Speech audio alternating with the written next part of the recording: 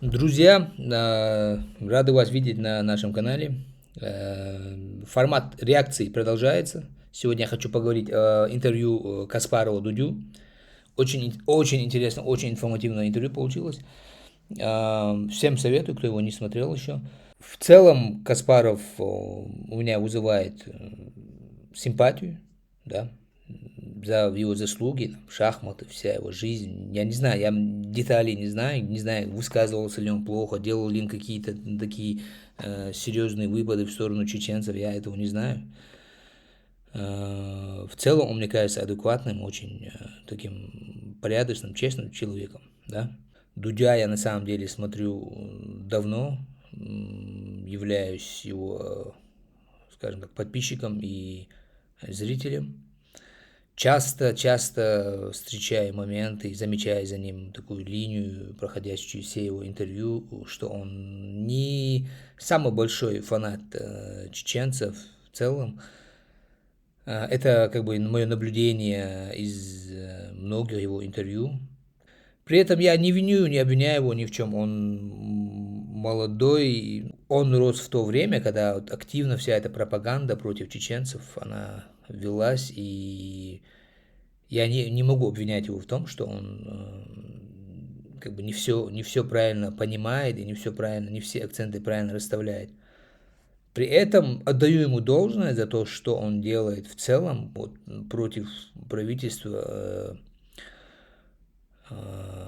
Путина, да, и ну, ту смелую работу, которую он ведет. В общем, по поводу этого интервью. Каспаров здесь очень много вещей сказал, от которых я прям был в восторге. Вот, ну, наконец-таки они были сказаны, да, наконец-таки были сказаны таким человеком, с таким именем, с такими заслугами. И с, Кас... с Каспаровым, в принципе, у меня нету, к нему у меня как личности нету никаких претензий, кроме того, что он сейчас ошивается или является там, другом или соратником Ходорковского. И почему это для меня как-то не сходится вместе, я объясню по ходу этого видео, по ходу того, как мы будем разбирать интервью Каспарова. Первый момент, где у меня прямо так поднялась рука, и когда я смотрел интервью, мне хотелось вот что-то сказать, как в классе где-то поднимают руку, чтобы что-то добавить, да. Вот это первый момент, он вот, следующий. Они жили в другом мире совершенно, и я даже помню, когда меня вот в первый раз арестовали, задержали меня несколько раз, когда меня посадили вот на 5 суток, по тем временам, как это было, между прочим, такое необычное явление, потому что арест и пусть даже несколько дней заключения за ничего, это все-таки в 2007 году казалось довольно странным. Я когда вернул... Общий арест и заключение, в данном случае 5 дней, без ничего, за ничего, казалось довольно-таки странным в 2006 году. Это вы просто в шкуре чеченцев не были тогда, понимаете? В то время чеченцев не то, что там подкидывали что-то, да даже особо не парили что-то подкидывать, просто забирали за то, что там физиономии не нравится, да, вам просто, это вам в 2006 году даже еще казалось, что нету такого беспредела, там, суды все честные, там, человека без причины не могут посадить, там, разбирательство, следствие все идет, там, по закону, все честно. Это вы тогда не знали, не хотели видеть проблему вокруг себя, потому что это вас не касалось, и вам было наплевать. Пока вон там буйных чеченцев усмиряют, пока их там отсылают в тюрьму и сажают, вам на все остальное было наплевать. Там вы поддерживали Путина в то время. За вот эти движения, за вот эти его, как сказать, за эту его агрессию в адрес чеченцев, за это его поведение, вы его поддерживали, он вам нравился, за несколько лет до этого вы его там выбрали, да, именно за вот это поведение. Были ли вы все обмануты действительно? Не понимали ли вы до конца, что с вами делают, что происходит? Мы этого знать сейчас не можем. Но это и не наша проблема в этом разбираться. Суть-то в том, что на самом деле никто из вас на нашу сторону не стал, не пытался где-то как-то хотя бы одного человека выручить, спасти из этого ада. А те, кто этим занимались, этих людей мы знаем поименно, то есть я имею в виду спасением, да, чеченцев, не будучи самими представителями нашего народа, та же Политковская, та же Новодворская, да,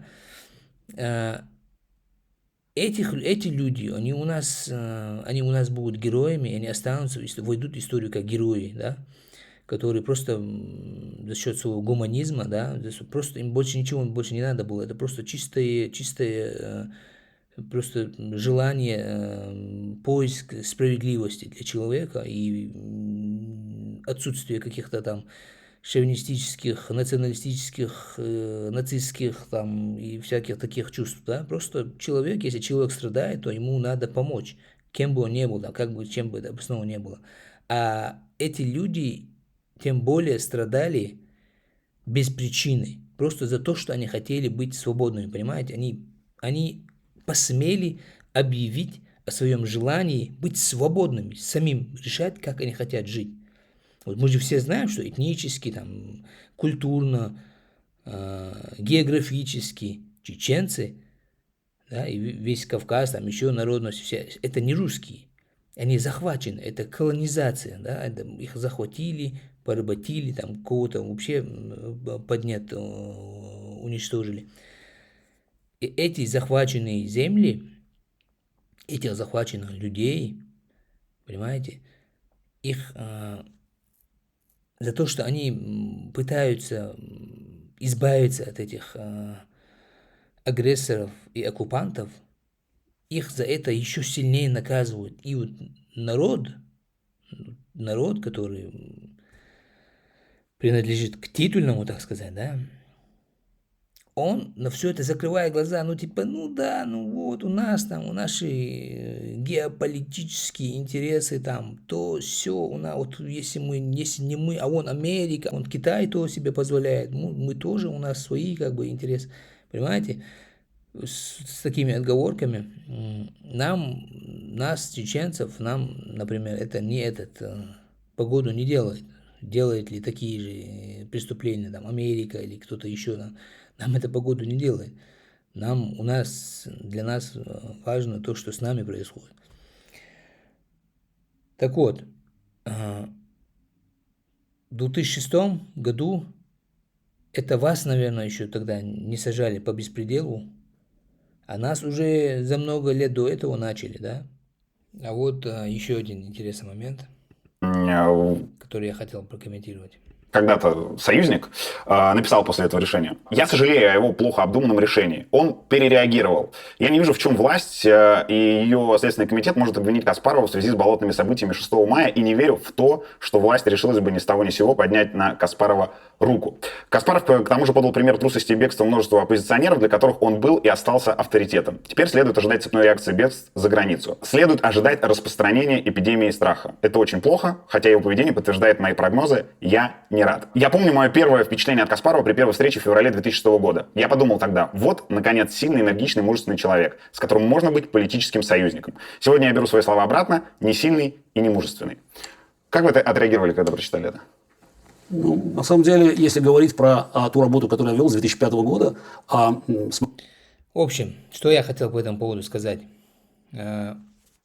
Понимаете, если правительство в оппозиционере видит какую-то опасность, то это правительство убивает его, убирает его, сажает его, все, его больше не будет, если он действительно представляет какую-то опасность. Понимаете? И то, что Дудь предъявляет здесь Каспару, ну, он не сам это говорит, он озвучивает слова Лимонова, известного националиста, да? И все это такое обвинение, оно до того смешное, понимаете? Это до того смешное, что как бы это как если бы человек с ножом, да, бежал за вами, пытался вас убить, и при этом кричал бы а почему ты убегаешь? И был бы недоволен тем, что что вы убегаете от него. То есть этот человек с ножом, убийца, он бежит за вами, но он при этом как бы очень недоволен тем, что вы вообще пытаетесь защищаться. А в данном случае покинуть страну, где у этих людей полный карт-бланш, что они могут делать, что хотят, как хотят, подтасовывать, никто им за это ничто не сделает, покинуть эту страну и работать из-за границы, критиковать их из-за границы, да, это самое рациональное поведение для оппозиционеров. И история знает немало случаев, когда оппозиционеры покидали свою страну, когда она была оккупирована, или же там в самой стране какие-то опасности для них опасностью веяло, да. В той же России, если мы вспомним пример там, Ленина, да, такая ситуация происходила. Так что, а те, кто оставался там в тот момент, когда уже эта власть полностью сходила с ума и начинала беспредельничать, как она хочет, эти люди умирали, они просто, у них ничего не получалось. То есть, если тут идет вопрос, готов ли ты пожертвовать свою жизнь ради этого, и упрек из-за этого, то, по-моему, это очень необоснованный упрек, потому что, да, человек готов пожертвовать своей жизнью, но чтобы он при этом хочет, чтобы это получилось, чтобы это имело какой-то смысл, а не просто так быть властью запытанным, да. То есть я не понимаю вообще упрека оппозиционерам, которые ведут свою работу из-за границы. Если же в их стране им грозит какая-то опасность, а в России мы знаем, оппозиционерам грозит опасность, смертельная опасность, мы знаем очень много примеров, да. Вспомним Остемирову, Политковскую. Так что вообще в чем вопрос? Ну, смотрим дальше. Там дальше есть еще пару интересных моментов, которые я хочу также прокомментировать. Вот тут очень интересный момент. Давайте вместе посмотрим его. Как вы думаете, кто лучше понимает, как живет российский народ? Алексей Навальный или вы? Наверное, Алексей Навальный, безусловно. А только никакой пользы от этого понимания не будет, потому что Россию надо вернуть сначала в нормальное состояние, в цивилизованный мир. Здесь у Навального будут большие проблемы. Все-таки репутационно мы все-таки сильно отличаемся для свободного мира. А объясните, чем? Будем вспоминать про грызунов, про Крым не бутерброд и про прочие высказывания Алексея Навального, который сказал создание... И про славу России, видимо. Слава России, это как раз это наименее проблемно из того набора высказываний, которые ассоциируются плотно с Навальным и его позицией. Я прошу прощения, но, как я понимаю, за грызунов он объяснялся, а Крым он по своим последней концепции признал территорию Украины. Секундочку. Во-первых, как говорится, вот хотелось бы до конца все-таки услышать от всей команды Навального простые слова. Война преступная, режим нелегитимный, Крым украинский. Вот пусть в течение 3 секунд без запинок это скажут. Есть, мне кажется, с этим проблема. Как раз вот вместо слов Крым украинский мы часто слышим Украину границы 91 года, но это же очевидно, это 24 февраля 22 года, которое вынудило, кстати, это не сразу прозвучало, вынудило и Навального, и его сторонников начать, в общем-то, реагировать на существующую реальность. Но не будем забывать, что война началась в феврале 2014 года с аннексией Крыма. И одна из проблем, почему Запад не был готов к путинской агрессии, полномасштабной агрессии, которая началась в феврале прошлого года. А главная причина – потому что существовала иллюзия, что в России есть общественно-политическая жизнь, и вот эта фиктивная активность политическая, которая вот эту иллюзию создавала, убеждала, что Путин так далеко не зайдет. Я говорил о том, что война неизбежна много лет. А, к сожалению, мои предостережения пропускались мимо ушей, в первую очередь потому, что те люди, которые гораздо лучше знают Россию, аргумент, который я слышал много раз, но вы же давно уехали, вы же не понимаете, что там происходит. Когда я писал письмо Хайко Маасу, открытое письмо бывшему министру иностранных дел Германии, который возражал против того, чтобы Россию вернули в Совет Европы, говоря о том, что это страна, которая нарушила все правила Совета Европы, и что дальнейшая агрессия против Украины неизбежна, Хайко Маас не отвечал даже мне, он не зашел до ответа мне. Но в интервью он говорил о том, что есть отдельные люди, выступающие против, но вот посмотрите, 39 российских организаций. работающих в России говорят, что необходимо вернуть Россию обратно. Так вот ровно тот аргумент, что они знают Россию лучше, чем мы, вот, которые там оказались за рубежом вынужденно, ровно потому, что мы были объектами уже реального уголовного преследования, вот именно этот аргумент как раз и не позволял Западу услышать наши предостережения о том, что полномасштабная путинская агрессия против Украины – вопрос времени. Фейковая политическая активность, вы имеете в виду в том числе деятельность Навального и его сторонников? Опять, а вот теперь давайте разберем слово политическая активность. Для меня политическая активность – это попытка влиять на ситуацию в стране, если требуется менять власть на выборах, на самом деле оказывать реальное влияние на политический курс, как внутренний, так и внешний.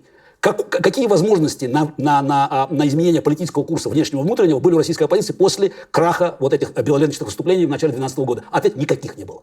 Все, что происходило в России, я говорил об этом много раз, это было следствием разрешенной активности. Вот власть считала, что это можно делать, делайте. Потому что это никому не мешает. Более того, это помогало Путину создавать иллюзию того, что с Россией можно иметь дело. Он открыто готовился к войне против Украины, к войне против цивилизованного мира всего, но при этом сохранял те институты, те муляжи российской демократии, которые позволяли говорить о том, что в России гибридная демократия. Помните такой термин? Гибридная демократия в России у нас.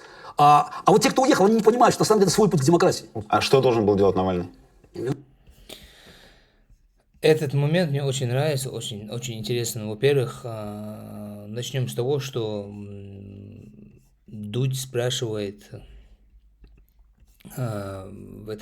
Дудь оправдывает Навального, сказанные слова Навального про грызунов. Он назвал весь народ грызунами. Это одно из подобных высказываний Навального. Мы же все знаем, что у него есть много других очень радикально правых цитат, да, у Навального. Дудь как оправдывать его тут? Он же говорит, объяснился. Он же объяснился, говорит. Понимаете? А там у того было объяснение, что его друг там где-то, по-моему, в окопах в этот момент находился. И из-за этого он весь народ назвал грызунами. И этот человек считается у них там политиком, и у него даже метит в президенты, понимаете? Нет, это... И потом дальше Каспаров сказал очень важную вещь. Вот это фейковое, вот это создавание иллюзии, что есть оппозиция в России. Вот эту роль на себя взяли вот эти Яшины, Навальный и все такое. Дудя я не хочу туда относить, хотя хоть он сейчас в этом интервью очень сильно и защищал, просто, наверное, у меня какая-то банальная наивность к нему, потому что я давно его смотрю, и у меня есть какая-то симпатия к нему, хотя я все равно часто замечал, что у него есть неприязнь к чеченцам, да, и снова же я его не обвинял слишком сильно в этом, потому что, он вырос в этой пропаганде, он жертвует этой пропаганды годами, десятилетиями, плюс он относится к титульной нации, ему постоянно рассказывают, плюс он видит плохие примеры чеченцев, которые сейчас,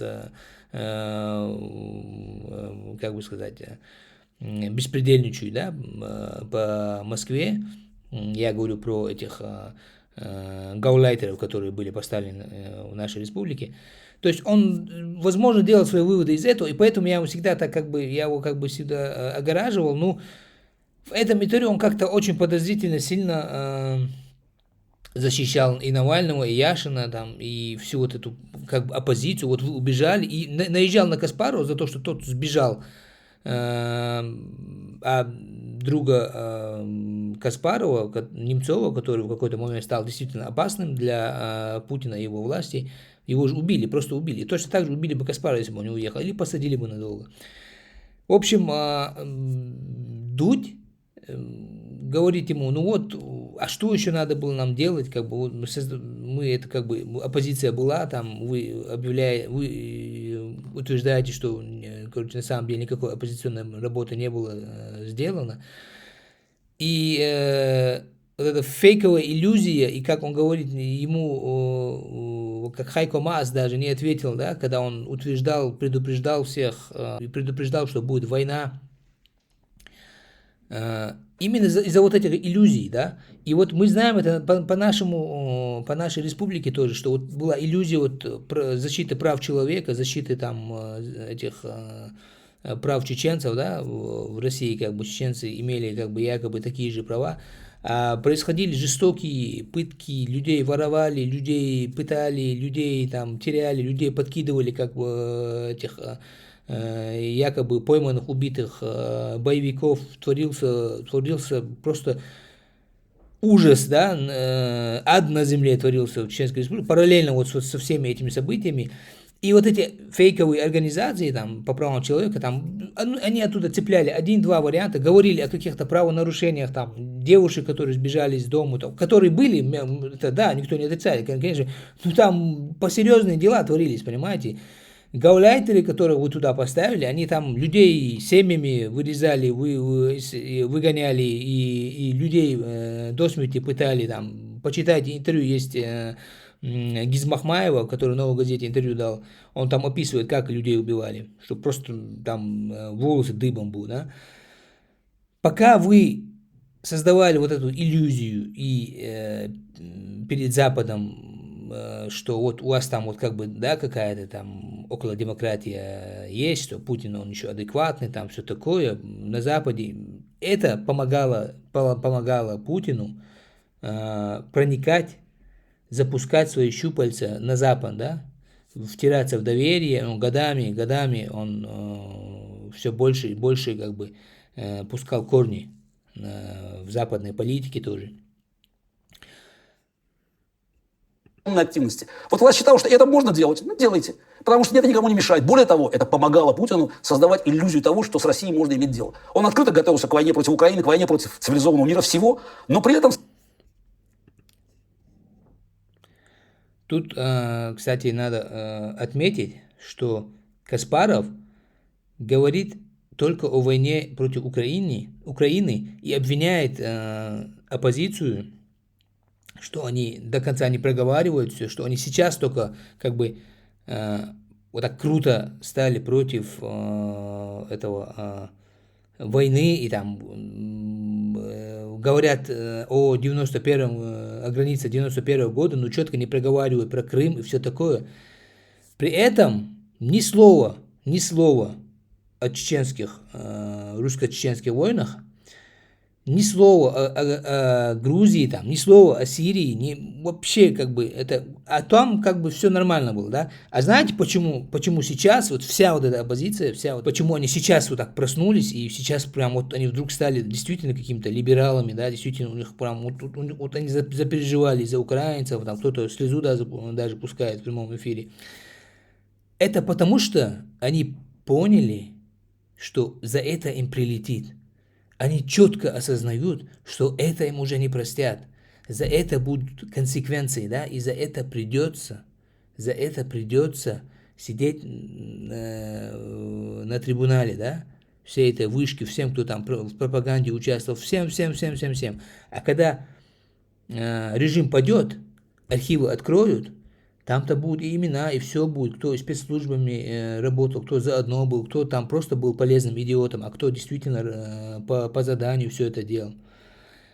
Вдруг все эти, как сказать, либералы, вся эта оппозиция, они вдруг запаниковали. Они понимают, что они не могут сказать что-либо против украинцев и их войны за свою независимость, за свою свободу, да. Тут они знают, что им влетит, они никак не смогут это повернуть.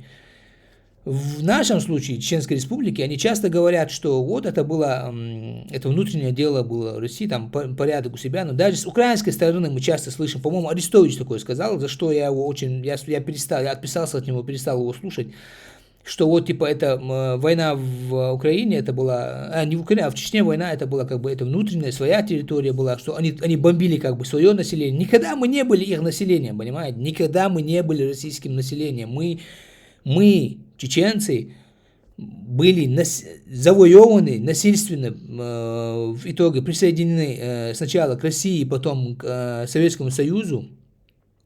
И когда Советский Союз развалился, все правильно, как должно было быть сделано у нас было. Мы вышли из Советского Союза, как независимая отдельная республика. Мы раньше России свою конституцию приняли. Мы были независимым государством 3 года, у нас были выборы, демократические выборы, у нас был выбран президент, у нас было очень отлично функционирующее государство, которое за 3 года очень резкий рывок дало в разных там направлениях, да, развития государства. И это государство была Россией уже атакована и оккупирована, и она оккупирована до сих пор. Тот референдум, который провели там в 2000 каком-то году, втором, по-моему, году был референдум, типа якобы там 99,9, удивительно, что не 109,9% проголосовали за вступление или там за то, чтобы быть частью России. Это курам на смех, да, это все знают, да, это как бы тебя захватывает, если привести снова пример с этим убийцей, типа, убийца представляет тебе нож к горлу и говорит, распишись на бумагах, и потом эти бумаги, как бы считаются легитимными, да, ну это смешно, да. Вот такая ситуация была у нас, и мы были уже присоединены к России насильственно, да. Ну, об этом ни слова. Ну, где же ваша гуманность, где же вы либералы, где же ваша человечность, как вам не стыдно, вот как все вот эти смерти, все эти люди, неужели вам не жалко? Просто как человека пожалеть не можете у нас? Причем у вас территория огромная, вам эта Чеченская республика в своей территории там на карте не заметите, где это откололось. Это просто какая-то, я не знаю, необъяснимая какая-то неприязнь, ненависть какое-то. У нас есть такое слово у чеченцев, ха называется. Это когда это такой вид зависти, когда ты просто не хочешь, чтобы у другого человека было все что-то хорошо, чтобы ему было хорошо, ты не хочешь, ты хочешь просто, чтобы у него все было плохо. У нас эту зависть делят на две части. Вот эта часть хах, она считается такой грязной, черной, и такого вида зависть, походу, у вас к нам действительно существует.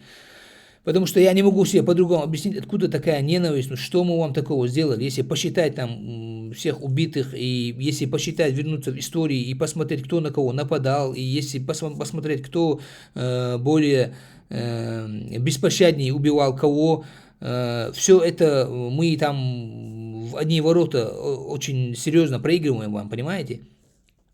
Проигрываем в количестве и в масштабах, да, жестокости, причиненной друг другу. Так что давайте мы сейчас не будем говорить только о Украине, а пойдем еще дальше назад и поговорим о Чечне, и поговорим о Грузии, на которую позже напали, поговорим о Сирии там, и всех ваших преступлениях. Это все надо признавать, и за все это надо будет отвечать. Эти репарации, которые там позже, о которых Каспаров говорит, эти репарации, они будут не только в Украину направляться. У нас тоже есть счета. У нас счета есть, за которые тоже надо заплатить. Ну, давайте посмотрим дальше. Там есть еще один момент, несколько моментов, которых я хотел бы также прокомментировать. За то время, когда протест болотный спал, и все решили, ну ладно, не получилось, рассосемся по своим маленьким делам, вот эта теория малых дел, все остальное, попробуем вдали от государства каким-то образом пожить, надеясь, что это государство нас не тронет.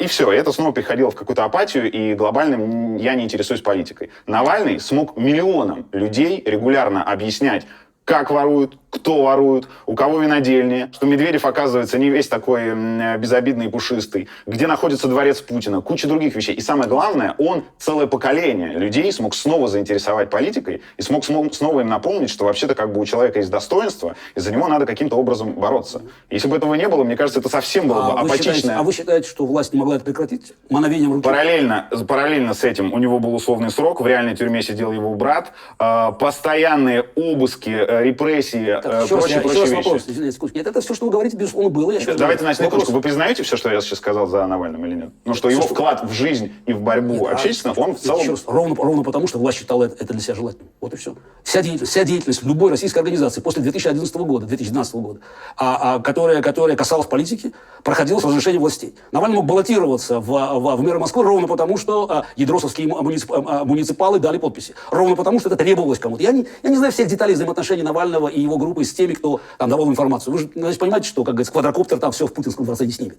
Значит, кому-то... Что? А что такое? Что это что? Это откровение? Что вы серьезно считаете, что вся информация это квадрокоптеры, расследование? Я понимаю, когда Певчих может дойти там до... Вот это тот еще один интересный момент, как он говорит, что власть позволяла ровно столько, сколько им нужно было, им полезно было. А всех, кто уже за рамки выходил, их очень быстро, очень жестко останавливали. Мы знаем все эти политически мотивированные убийства, да, на территории России. С чеченцами в Чечне, Чеченской Республике, Ичкерия, там вообще, я говорю сейчас во времена оккупированной Чеченской Республики, там вообще не церемонились. Тут у вас еще там, как бы, из-за этого какие-то там поднимали какие-то движения, там, какие-то там бывали якобы суды, там, кого-то судили, сажали. А в Чеченской Республике там вообще там десятками бывало, заезжают, в село забирают, там, и все, люди пропадают, больше никогда не находят. Или же потом их находят убитыми уже, якобы это были боевики, короче. У нас вообще никакие эти не действовали законы. У вас в России для себя, у вас какие-то хотя бы там вы законы там где-то соблюдали, где-то видимости делали, да? А в нашем случае это полный этот террор, полный государственный террор, он был на всю включен, да, вот на максимуме он работал. И сейчас после проверки на нас, после того, как у нас посмотрели, как вся эта система работает, сейчас его переключили уже на всю Россию. И сейчас он еще полностью не разошелся. Вы еще там, если чем дальше, тем интереснее будет. Вот сейчас вы вдруг начали там удивляться, оказывается, так бывает, оказывается, суды не такие, все-таки чистоплотные, да, судьи. И все такое. Короче, добро пожаловать в наш мир, да, добро пожаловать. Вот сейчас эти люди, а кто убивает в Украине сейчас? Путин? Кто сейчас в Украине творит преступления? Сотни тысяч солдат туда идут. Между прочим, мобилизацию объявили. Их было бы меньше, если бы их было бы меньше. Где протест, на самом деле? Их было бы где меньше. Протест? Вот где те самые миллионы людей, про которые вы говорите? Где они, эти люди? Где эти люди? Где протест в России? Ну, я так понимаю, что миллион или сколько уехало из России. Уехали. Подожди. Уехали из России. Подождите. Что они уехали из России? Потому что виток полицейского государства после начала полномасштабной войны оказался таким, что уже совсем никакой протест стал. Может быть, какие-то люди, скажем, там, я и мои сторонники под этот виток попали немножко раньше просто, когда остальные считали это нормальным, а нас обвиняли в трусости. Может быть, ровно потому, что мы выступали против аннексии Крыма и против других преступлений режима на ранней стадии, мы оказались первые под ударом. На секундочку, во-первых, вы уехали до аннексии Крыма, а во-вторых, я... Просто, в принципе, это то, что сейчас сказал Каспаров, а может, мы раньше на себе это почувствовали, поэтому раньше уехали. Это можно было без комментариев оставить. То есть, а мы это раньше Каспарову почувствовали, мы это раньше вас почувствовали, намного раньше. Я бы с удовольствием перешел бы к следующим темам, потому что там есть где поспорить. Я так и не услышал, что должны были делать люди, занимающиеся политикой в России это время. Слово «занимающийся политикой» для меня звучит, я повторяю, странно, потому что политики в России после начала... Политика — это не только избрание. Политика — это дискуссии. Это политика, это в целом попытка каким-то образом влиять на власть и организовывать жизнь вокруг себя. Стоп. Вот эти две вещи, на самом деле, влиять на власть и организовывать вокруг себя — это две разные вещи. К сожалению, они взаимосвязаны. Они, может быть, взаимосвязаны. Особенно в авторитарных режимах. Влиять на власть. И как они повлияли на власть? На самом деле, моя проблема с твоей активностью заключалась ровно в том, что власть, и ее, я не сколько поддерживал, власти она была выгодна. Власть, на самом деле, считала нужным поддерживать вот тот минимальный градус вот этого общественного как бы протеста для того, чтобы ситуация не ухудшилась, для того, чтобы... нельзя закупоривать вот этот чайник полностью. Он взорвется тогда. Власть это, кстати, понимала. Вот это, на самом деле, вот эта работа со всеми этими организациями, это то, что я понял еще в самом начале своей деятельности, которую заметьте, я всегда осторожно назвал ее политической, потому что, мне кажется, это неправильный термин был. А большинство этих организаций существовало и продолжало существовать, получать даже гранты из-за границы, ровно потому, что власти это было выгодно. Так что они должны были сделать? Каждый отвечает сам за себя. Я считаю, что в тот момент Россия, политическая жизнь в России, она была полностью искоренена. И, как я всегда говорил, если у тебя нет хороших ходов, не значит, надо делать плохие. С моей точки зрения, активность, которая была в тот момент велась, я не могу сказать, что ее не надо было делать. Но она в итоге привела к тому, что власть использовала вот эту квазиполитическую активность для собственной легитимизации подготовки масштабной геноцидной войны против Украины. И вообще, в принципе, войны против всего мира. Потому что Путин сумел выйти из крымской изоляции, после крымской изоляции, во многом потому, что в России продолжали функционировать вот эти марионеточные, декоративные институты, позволяющие западным политикам, в том числе и коррумпированным политикам, утверждать, что ничего страшного от Путина ждать не приходится. Снова отличные слова. Тут просто хотелось бы добавить, что точно так же за счет всех этих организаций и якобы происходящих расследований всех нарушений прав человека, в частности в Чеченской Республике, якобы из-за вот этого шайнка, немцы говорят, этого такой декоративной работы этих оппозиционных организаций. Не всех обвиняю, но в целом такая была картина.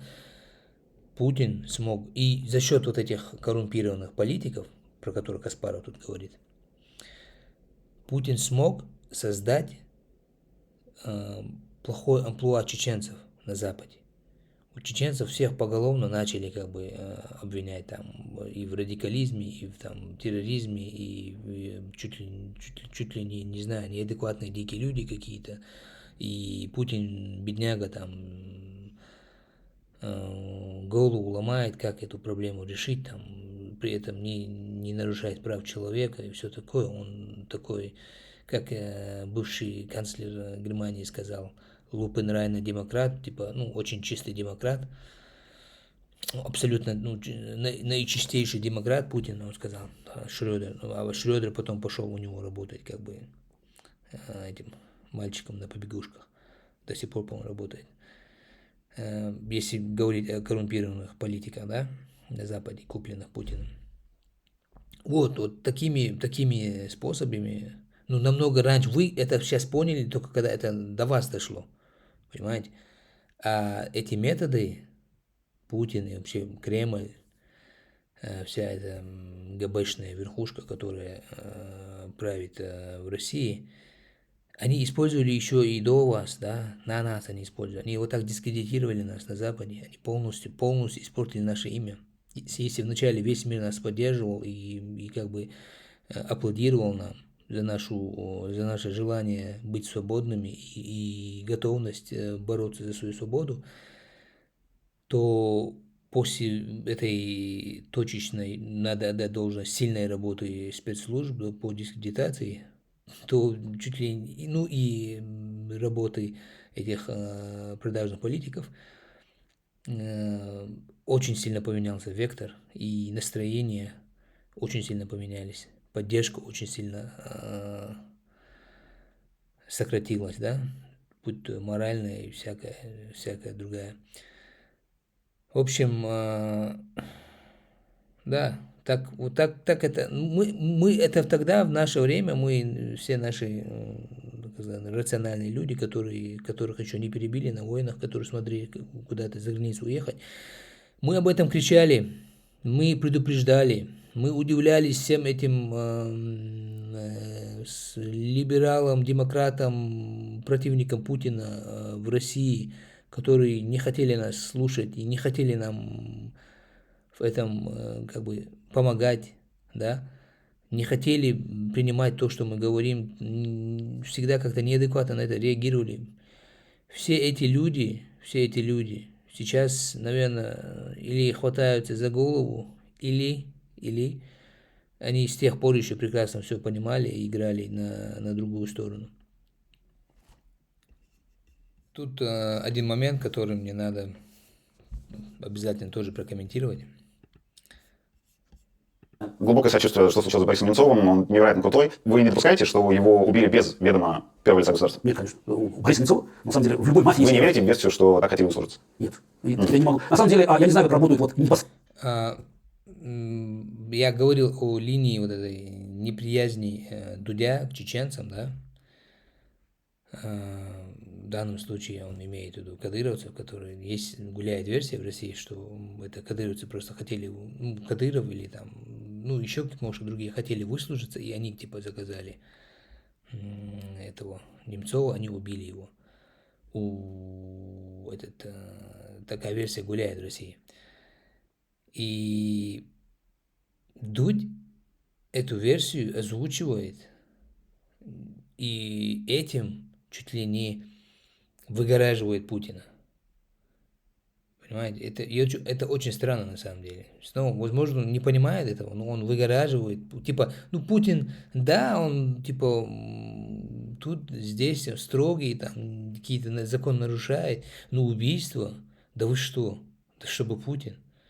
Вот ему трудно это поверить, понимаете?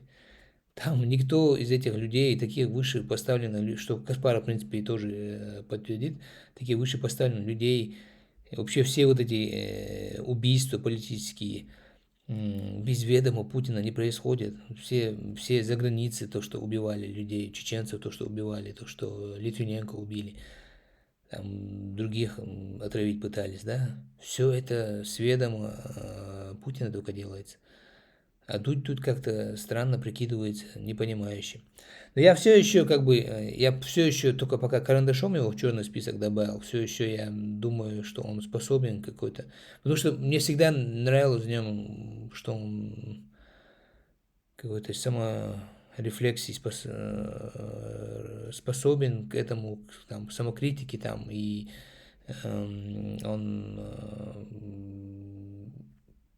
в принципе, он, если ему что-то объяснить, какие-то доводы привести, он как этот упертый человек не настаивает на своем, как бы он мне всегда казался адекватным, то есть, такие моменты, они наталкивают на мысль, что все-таки, может быть, Дудь тоже не чист на руку, да, никаких утверждений не делаю, но такие моменты, они очень смущают.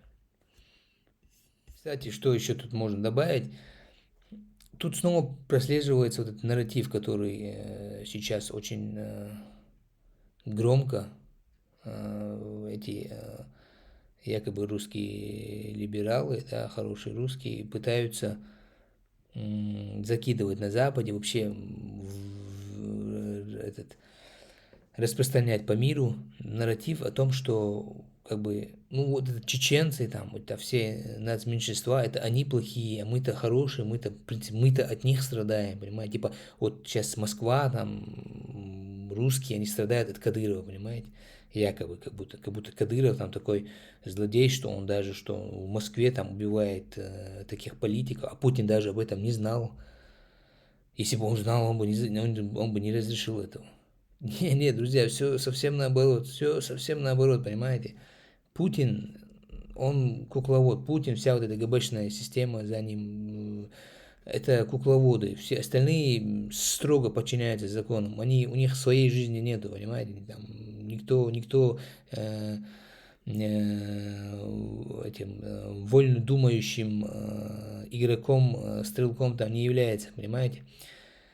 И то, что Дудь это наивно так не понимает уже довольно-таки долго, смущает. Какова ваша позиция относительно допуска российских спортсменов на соревнования? Сейчас будет вот именно мой самый главный пункт критики к Каспарову. Давайте сначала послушаем. Точно так же, как по отношению ко всем гражданам России, которые просят документы на въезд, на постоянное проживание, на банковские счета. 3 пункта осуждения. Значит, на самом деле, это то, что я говорю, это переход как бы из Северной Кореи в Южную Корею. Война преступная, режим нелегитимный, Крым украинский. Это на самом деле как бы упрощенная формула, но есть декларация, которую мы написали, она висит на сайте Российского комитета действия, который мы с Михаилом Ходорковским создали в мае прошлого года. И, на мой взгляд, и это долгий разговор, который идет сейчас с европейскими чиновниками, на самом деле мы продвигаемся немного. С моей точки зрения, то, что сейчас происходит, это на самом деле принципиально неверно, потому что мы не знаем точного количества людей, которые сейчас уехали из России. Число это там по разным оценкам колеблется от 700 тысяч до там 2 с лишним миллионов. Я считаю, что в условиях войны человек не должен быть, его нельзя заставить находиться как бы вот на ничейной земле. У него должно быть право выбора. И если вы хотите участвовать в международных соревнованиях, вы должны, мне кажется, в официальных международных соревнованиях, вы должны зафиксировать свою позицию, что означает, что вы разрываетесь с путинской Россией, больше не принадлежите к этому агрессивному фашистскому государству, и тогда вы можете, естественно, принимать участие. Что, кстати, многие российские шахматисты это сделали, они сейчас перешли в другие федерации. Речь идет о Ходорковском, с которым, по-видимому, Каспаров коллеги, работают вместе, и разговор о фашистском государстве. Тут появляется вопрос, а как эти вещи, вот его дружба с Ходорковским, его совместная работа с Ходорковским и его как бы попытка критиковать фашистский там режим Путина и вот это все, вот это вся вот эта его политическая как сказать, позиция, да, как они складываются вместе, я не пойму, потому что у меня какой-то, как говорится, когнитивный диссонанс, да, или у меня, или у этого человека, у Каспарова, который я действительно за другие его дела уважаю, но вот тут что-то очень странно, да, потому что Ходорковский – это тот человек, который после того, как он вышел из тюрьмы, в интервью, отсидев 10 лет, вышел и в интервью говорил, что если на Кавказе снова начнется война, он пойдет воевать. Говорит, это наша территория, говорит, мы ее завоевали. Понимаете?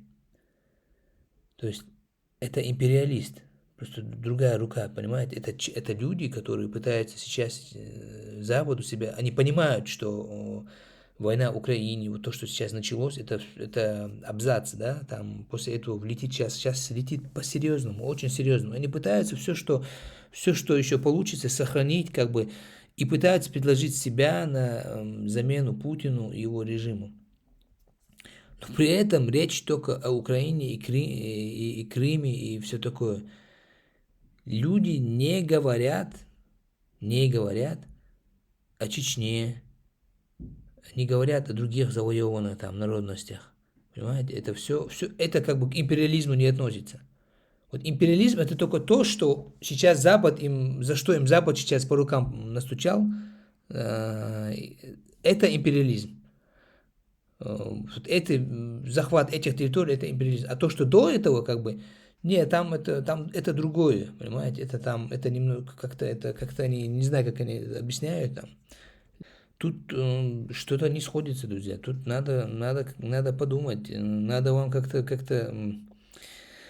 переформатировать, что ли, то, что вашу программу, там, переразмыслить и решить, что все-таки, наверное, чтобы выжить, вам, наверное, придется и другие государства захваченные, да, как говорил Ходорковский, которые такими являются, захваченными и пропущенными через геноцид, некоторые из них по несколько раз, что вам придется все-таки первыми, чуть ли не громче нас сейчас кричать о том, что вот эти республики, они тоже захвачены в рамках империалистических войн, и что это жертвы, и что им тоже придется платить репарации.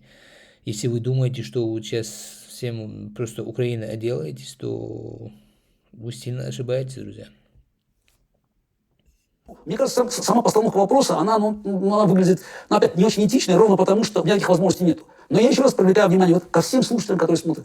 России предстоит пройти период просто чудовищных унижений. Просто. Надо восстанавливать репутацию страны. И кто ее будет восстанавливать? Илья Яшин. Уж вспоминать, как Илья Яшин пытался обелить агрессию против Грузии на заседании солидарности, я могу тоже вспомнить. И опять, люди, которые жили в России и продолжали заниматься, в кавычках, политикой после Крыма, репутации такой не имеют. Нам надо выстраивать отношения с остальным миром будет. И кто этим будет заниматься? Кто? У кого есть даже только малая репутация, чтобы попробовать вернуть нашу страну на путь цивилизованного развития? Или в итоге станем китайской провинцией? Вот я ровно об этом говорю, поэтому я не собираюсь участвовать в выборах. Я повторяю, я не являюсь даже политиком в полном смысле этого слова. Я хочу, чтобы Россия вернулась на стезю цивилизации. Потому что это очень важно вообще для всего мира. А куда пойдет вообще вот этот баланс? У нас еще есть Китай, у нас есть куча диктатур в мире, с которыми надо бороться. Если Россия будет вот в этом межующем состоянии, а еще хуже, если она тотально просто развалится на части, что вполне может случиться. А я говорю именно хуже не потому, что я хочу, чтобы империя сохранилась, меня там могут радикальные люди еще более радикально обвинять в этом. Нет, скорее всего, империя в том виде, как у нас не сохранится. Какой-нибудь Татарстан, Башкортостан, может быть, какие-то другие части, Чечня, они захотят отделиться. Вопрос в том, что... В общем, Гарри Каспаров, просьба к вам, если вы не хотите, чтобы вас обвиняли в империализме или в поддержке империализма, то вы не выступайте против вот такого раздробления. Да, тут аргументируется тем, что такой развал на маленькие доли, на маленькие части России, он усилит Китай, который является тиранией, и это как бы будет помощью стороне тиранских стран. То есть, как он до этого говорил в интервью, есть в мире есть две стороны, как бы свободные страны, демократия и тирания, да. И вот он имеет в виду, что вот это развал России будет усиление тирании.